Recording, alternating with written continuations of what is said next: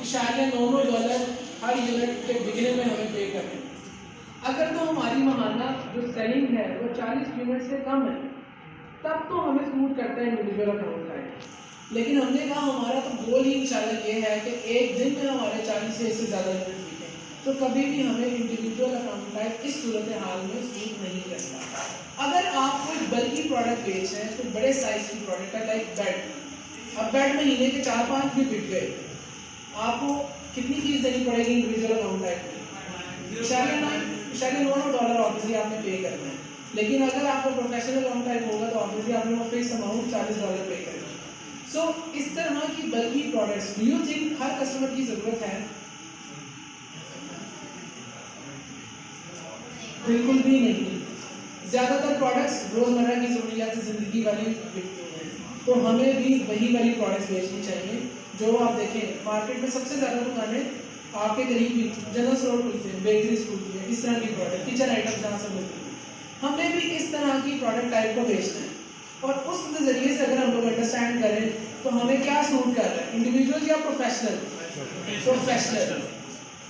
ये जो खामोश है यहाँ इनको समझ नहीं आ रही या इनको ज़्यादा समझ आ रही? तो दो सिनेरियोज हैं, अगर तो समझ आ रही है तो आप यस बोलें, और अगर नहीं आ रही तो सर क्वेश्चन रेज करें। ये जो खामोशी है आपस में बातें करती हैं ये फिर ऑब्वियसली डिस्टर्बिंग फैक्टर है, तो प्लीज़ इससे इज्तनाब करें, ठीक है? और अगर कोई क्वेश्चन है तो पूछें, अदरवाइज हाँ में हाँ मिलाएं, ठीक है? और कोई फोर्स नहीं करना हाँ में हाँ मिलाने के लिए, नहीं समझ में आती तो पूछना है, ठीक है? खैर कुछ मज़ीद डिफरेंसेस की बात कर लेते हैं कि इंडिविजुअल अकाउंट के अंदर फीस वाइज तो ये है कि $0.99 पर फीस करना है, और प्रोफेशनल में $39.99 पर मंथ पे करना है। हम लोग ऐसी ही प्रोडक्ट बेचेंगे जिनकी सेल्स ज़्यादा है, जिनकी सेल्स ज़्यादा है उसके अकॉर्डिंगली प्रोफेशनल शूट करते हैं। अगर आपने ज़्यादा प्रोडक्ट बेचना है, हमारे पास कंपनी भी यूएस की और यूके की तरफ है, हमारे पास कंपनी जो हमारी कंपनी है ना वो यूएस में और यूके में नहीं है। अगर प्रोडक्ट हमने ज़्यादा लार्ज अमाउंट में सेल करना है तो फिर उसके लिए हम क्या करेंगे? बेचना किधर? यूके में। तो यूके में कंपनी रजिस्टर करवाओ। उसका क्या प्रोसीजर है? अरे यहाँ पे ना हो तो इन दोनों कंट्री में ना हो, किसी और में हो तो फिर हमारा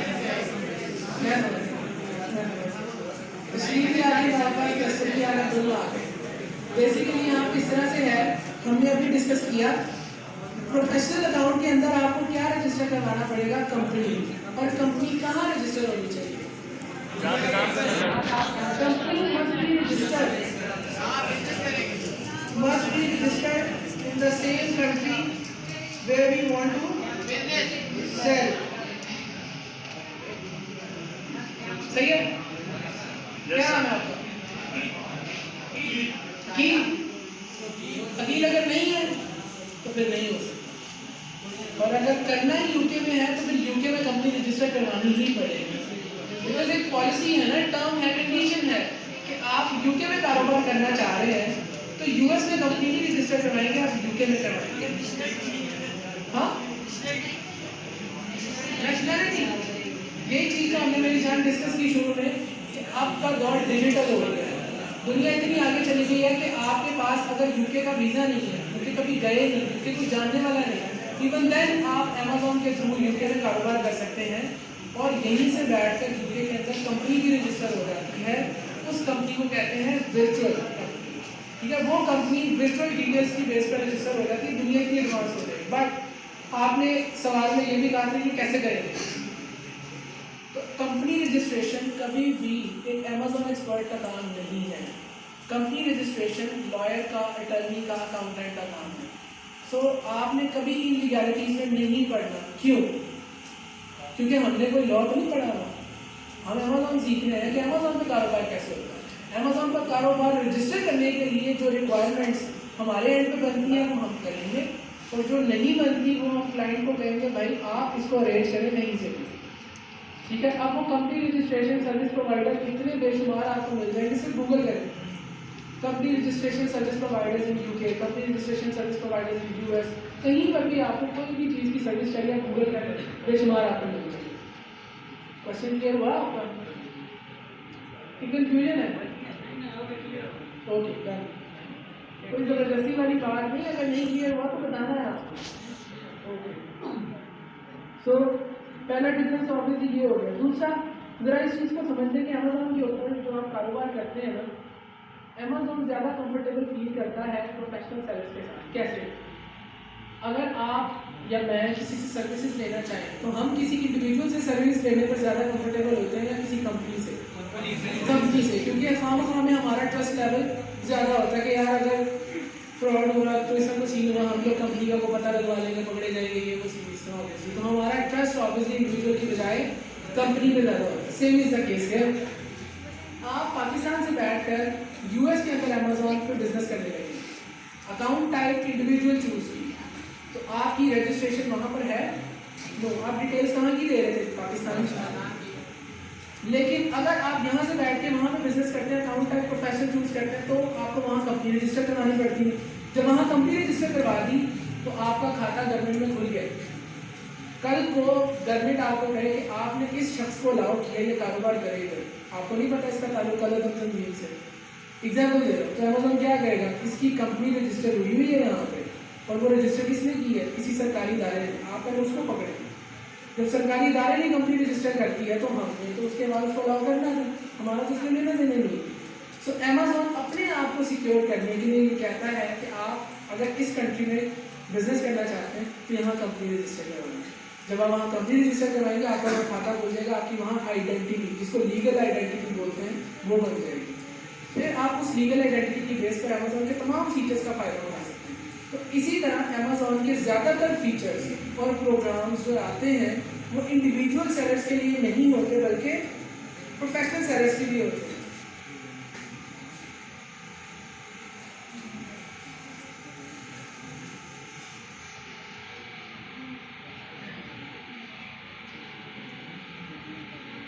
इसकी एग्जांपल ऐसे ले लें कि अमेज़ॉन के ऊपर, दराज के ऊपर कल हमने डिस्कस किया कारोबार किस तरह से हो रहा है। अमेज़ॉन पे कारोबार किस तरह होगा? आप पाकिस्तान में बैठ के, पाकिस्तान के अंदर तो अमेज़ॉन से कारोबार नहीं कर सकते क्योंकि पाकिस्तान में अमेज़ॉन नहीं। आप यहाँ से बैठ कर उन कंट्रीज़ में कारोबार करेंगे चाहे अमेज़ॉन में।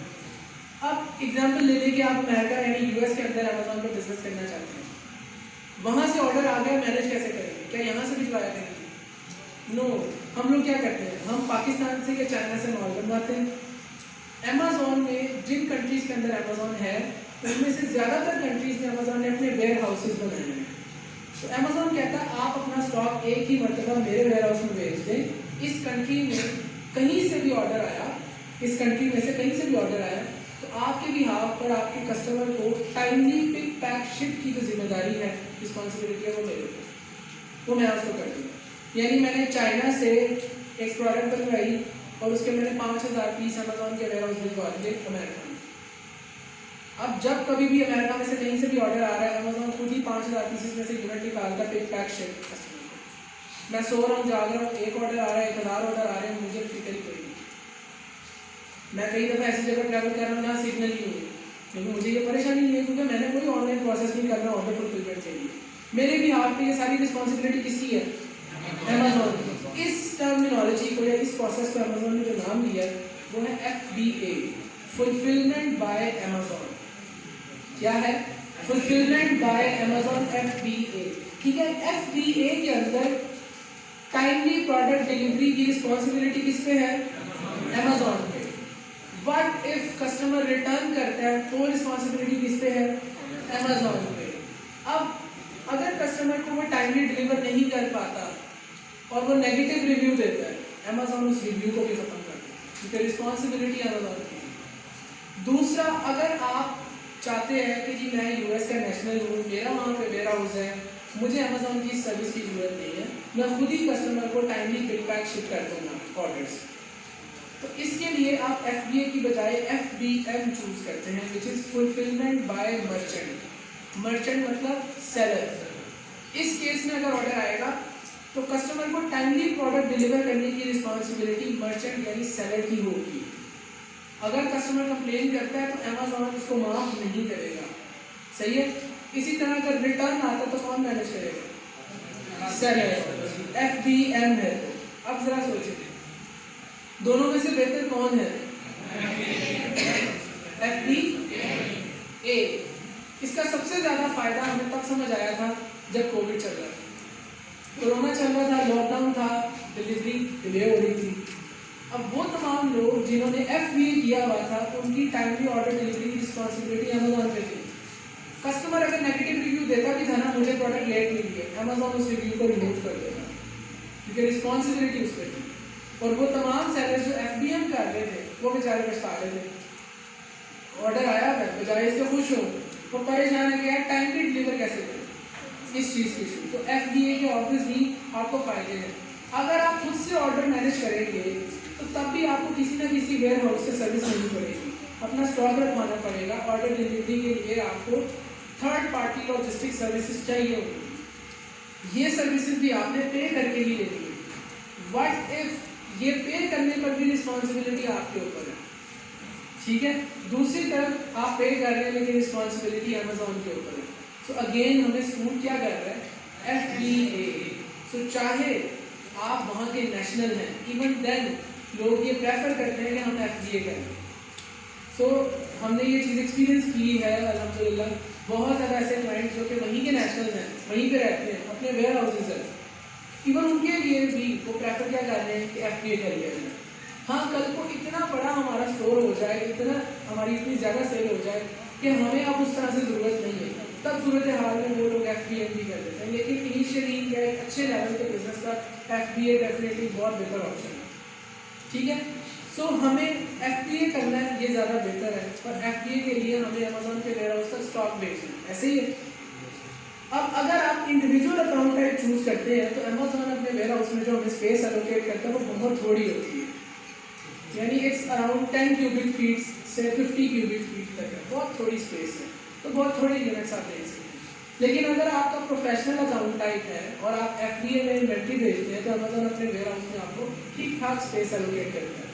आप चाहे उस सारी स्पेस को ना यूज़ करें, लेकिन आपको स्पेस ठीक ठाक एलोकेट करनी है, ठीक है। आपने पे उतना ही करना है जितनी स्पेस आपने कंसीव की है, ठीक है। यानी उसने एग्जाम्पल के तौर पर ये पूरा रूम आपको एलोकेट कर दिया, आपका स्टॉक सिर्फ इतने से हिस्से में पूरा आ गया। उसने फीता लेके इंची स्टेप लेकर क्यूबिक फीट के हिसाब से चेक करना है कि आपके सामान में जगह कितनी घेरी हुई, उस हिसाब से आपको कैसे चार्ज करना है। उनको इससे गर्ज नहीं, कमरा खाली है, तो उन्होंने स्पेस तो हमें दी है, लेकिन जितनी स्पेस हम यूज़ करेंगे पे हमने उसी का करना। सो अगेन अगर आप FBA चूज़ करते हैं तो हमारे लिए ऑर्डर डिलीवरी के प्रोसेस ज़्यादा बेहतर है। FBA के लिए स्टॉक अमेजोन के वेयर हाउस भेजते हैं और अमेजोन के वेयर हाउस में स्पेस चाहिए। अब वो अगर आप इंडिविजुअल अकाउंट टाइप चूज़ करते हैं तो थोड़ी मिलती है, प्रोफेशनल अकाउंट टाइप चूज़ करते हैं तो ज़्यादा मिलती है। तो ज़्यादा प्रेफरेबल क्या हो गया, ज़्यादा बेहतर क्या हो गया, प्रोफेशनल अकाउंट टाइप, राइट। क्योंकि इसमें जो है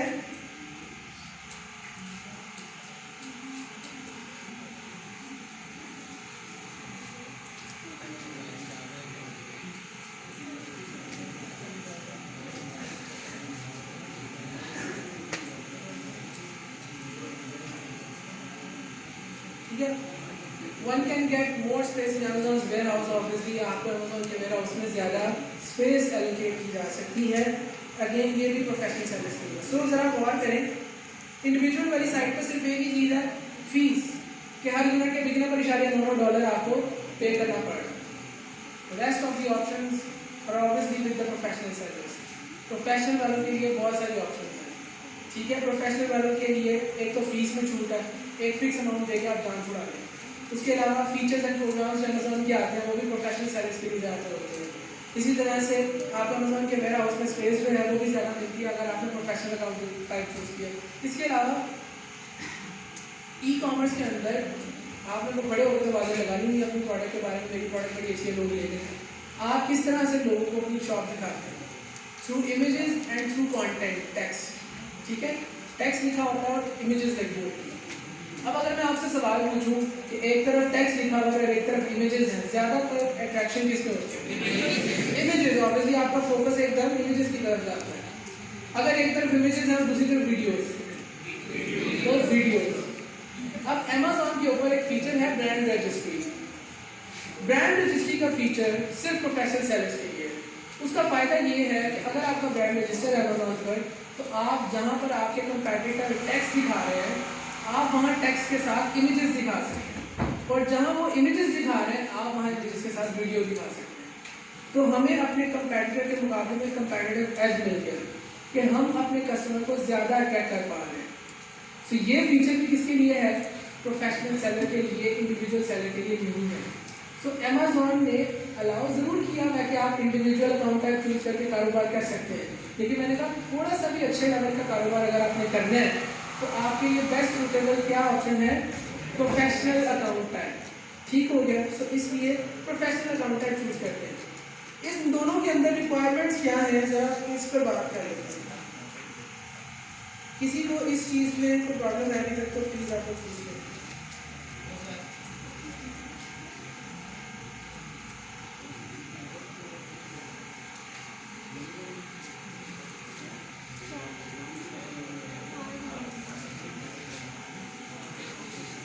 अच्छा, ये रिक्वायरमेंट्स क्या है as a individual seller Amazon पर साइन अप करने के लिए? इसको ज़रा हमको एक्सप्लोर कर लेते हैं। आप पाकिस्तान से बैठकर एक इंडिविजुअल अकाउंट क्रिएट कर सकते हैं किसी भी मार्केट प्लेस में जहाँ पर अमेज़ॉन इस वक्त ऑपरेट हो। इंडिविजुअल अकाउंट टाइप चूज़ करेंगे तो सारी डिटेल कौन सी लेनी पड़ेगी? अपनी इंडिविजुअल पर्सन की। तो इसमें रिक्वायरमेंट है email address, phone number. Individual अपनी जो भी कंट्री सिलेक्ट करेगा फ़ोन नंबर वहीं का देगा। ठीक है, इसके अलावा NIC, ठीक है, CNIC NIC, इसमें कौन सा वाला चलेगा? इंग्लिश वाला। ठीक है, स्मार्ट कार्ड, चिप वाला।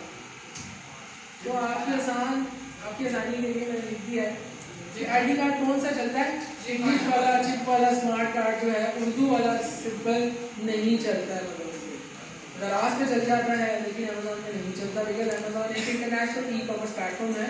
अमेज़ॉन ने कुछ रूल्स एंड रेगुलेशंस रखे हैं, आपको उन्हें फुलफिल करना। अगर नहीं करते तो आप नहीं कर सकते काम इसमें। ठीक है, इसमें कोई और दूसरी राय नहीं है। ठीक है, सो आपकी रिक्वायरमेंट है कि CNIC ऑब्वियसली होना चाहिए, वो भी स्मार्ट कार्ड। उर्दू वाला रिजेक्ट हो जाएगा। इसके अलावा बैंक अकाउंट होना चाहिए आपके पास।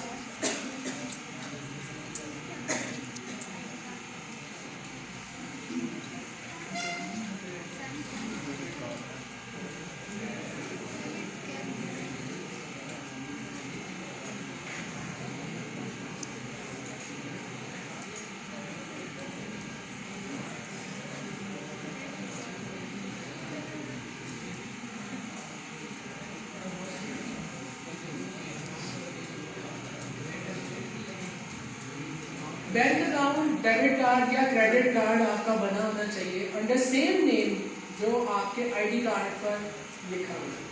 एड्रेस भी वही होना चाहिए जो आपके ID कार्ड पर लिखा हो। तो सारे जुबान में नहीं, तो आपके ID कार्ड पर जो नाम और एड्रेस है, इसी नाम और एड्रेस पर आपका बैंक अकाउंट होना चाहिए।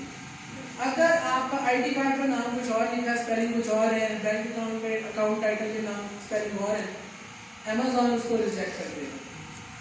ठीक है, अमेज़ॉन कंसीडर करेगा शायद ये ID कार्ड किसी और का दे रहा है और ये बैंक अकाउंट किसी और का लगा रहा है, तो ये गलत है। इसी तरह अगर आप नेम सेम है लेकिन एड्रेस डिफरेंट है, कि जी ID कार्ड पर जो एड्रेस लिखा हुआ कुछ और है, बैंक अकाउंट पर जो एड्रेस लिखा हुआ कुछ और है, तो यहाँ पर भी रिजेक्शन के चांस कि ID कार्ड किसी और का लगा रहा है, बैंक अकाउंट किसी और का लगा रहा है, तो यहाँ पर भी रिजेक्शन के चांसेस हो सकते हैं। आपको इस चीज़ का ख्याल रखना है कि ID कार्ड पर जो नाम और एड्रेस है, बैंक अकाउंट पर भी वही नाम और एड्रेस होना चाहिए। ID कार्ड पर नॉर्मली दो तरह के एड्रेसेस भी हो सकते हैं, एक मौजूदा पता और दूसरा मुस्तकिल पता। कई दफ़ा ऐसा होता है लोग भी बड़े शहर में काम करने के लिए सारे होते रहते हैं, वो एक्चुअली छोटे गाँव में हैं और उनका मुस्तकिल पता वो है, लेकिन अब चूँकि वो किसी शहर में मूव हो जाए तो उनका मौजूदा पता वो शहर का है। अब उनका बैंक अकाउंट इन दोनों एड्रेसेस में से किसी भी एड्रेस पर बना हुआ है तो चलेगा, क्योंकि ये दोनों एड्रेस उसके ID कार्ड पर मेंशन है, मौजूदा पता या मुस्तकिल पता की सूरत में। अगर उसके ID कार्ड पर जो एड्रेस लिखे हुए हैं उन एड्रेसेस में से एड्रेस बैंक अकाउंट पे रजिस्टर्ड नहीं है तो अकाउंट रिजेक्ट हो जाएगा। तो इस चीज़ का ख्याल रखना है कि ID कार्ड पर जो नाम और एड्रेस है उसी नाम और एड्रेस पर आपका बैंक अकाउंट होना चाहिए, अदरवाइज अकाउंट रिजेक्शन के चांसेस बहुत ज़्यादा हैं, क्योंकि अमेजोन पे वेरिफिकेशन में चला जाएगा। लाइक वो फिर आपसे कहेगा कि आईडी कार्ड पर ये एड्रेस लिखा हुआ, बैंक अकाउंट इस एड्रेस पे बना हुआ है, ये तो डिफरेंट एड्रेसेस है, साबित करें ये एड्रेस भी आपके, उसके लिए आप यूटिलिटी बिल दिखाएं, ये दिखाएं, वो दिखाएं। तो ये वेरिफिकेशन सिर्फ और सिर्फ इश्यूज ही है। इनसे बचने का तरीका क्या है? आप घर में उस बंदे की डिटेल यूज़ करिए जिसकी इस हिसाब से डिटेल्स पूरी हो रही, ठीक है। आईडी कार्ड जिसका इंग्लिश वाला बना हुआ, आईडी कार्ड पे जो नाम और एड्रेस है, उसी नाम और एड्रेस पर उसका कोई ना कोई कमर्शियल बैंक अकाउंट है। Commercial bank account national bank नहीं होगा, यूपीआई में थोड़े बहुत इशूज है, इनके अलावा जो कमर्शियल बैंक अकाउंट है वो नॉर्मली चल रहा है, क्रेडिट कार्ड की जगह डेबिट कार्ड भी चल रहा है। जी भाई।